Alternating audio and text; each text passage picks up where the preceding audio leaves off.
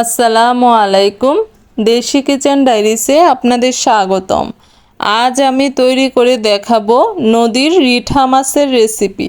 রিঠা মাছের রেসিপি কম বেশি সবাই রান্না করতে জানেন, তবে আমি আজকে যে রেসিপিটা শেয়ার করব ব্যাচেলর বা যারা নতুন রাঁধুনি আছেন তাদের জন্য উপকার হবে।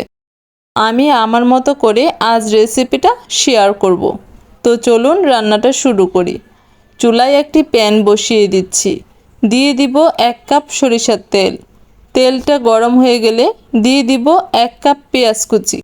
যেহেতু মাছটা ভুনা করব তাই পেঁয়াজের পরিমাণ বাড়িয়ে দিয়েছি। সাথে দিব স্বাদমতো লবণ।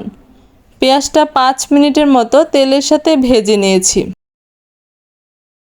হালকা ব্রাউন কালার হয়ে আসলে এর মধ্যে দিয়ে দিব 1/2 চামচ কাঁচা জিরা বাটা। পেঁয়াজের সাথে ভালোভাবে মিক্সড করে ভেজে নিব কিছুক্ষণ। কাঁচা স্মেলটা চলে গেলে দিয়ে দিব মশলা কষানোর জন্য পানি। দিব 2 চামচ মরিচের গুঁড়া, 1.5 চামচ হলুদের গুঁড়া, 1 চামচ ধনিয়া গুঁড়া দিয়ে ভালোভাবে মশলাটা কষিয়ে নেব। মশলাটা 10 মিনিটের মতো কষিয়ে নিয়েছি। মশলা থেকে তেল বের হয়ে গেলে দিয়ে দিব কেটে ধুয়ে রাখা নদীর রিঠা মাছ। মশলার সাথে মাছগুলো ভালোভাবে মিক্সড করে ঢাকনা দিয়ে ঢেকে দিব। চুলার আঁচ মিডিয়াম হিটে রেখে 10 মিনিটের মতো কষিয়ে নিব।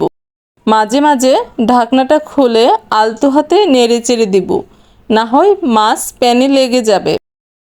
10 মিনিট কষানোর পর দিয়ে দিব ঝোলের পানি। আমি এখানে 1.5 কাপ পানি দিয়েছি।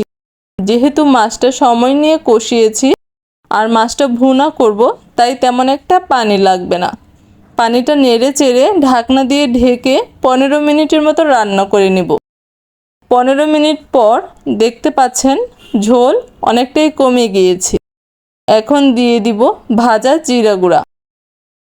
আবার ভালো করে নেড়ে চেড়ে ঢাকনা দিয়ে রান্না করব 5 মিনিটের মতো। 5 মিনিট পর দেখতে পাচ্ছেন ঝোল অনেকটাই শুকিয়ে গেছে। আমি কিন্তু আর ঝোল শুকাবো না। এই পর্যায়ে চুলা থেকে নামিয়ে পরিবেশন করে ফেলব।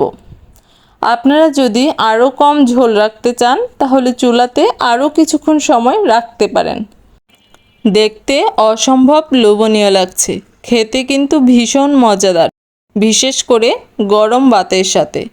আমার আজকের রেসিপিটি আপনাদের কেমন লাগলো অবশ্যই কমেন্ট করে জানাবেন। আজকের রেসিপিটি যদি ভালো লেগে থাকে তো প্লিজ ভিডিওটিতে লাইক, শেয়ার, কমেন্ট এবং সাবস্ক্রাইব করে পাশে থাকবেন। আজকের মতো এখানে শেষ করছি। আল্লাহ হাফেজ।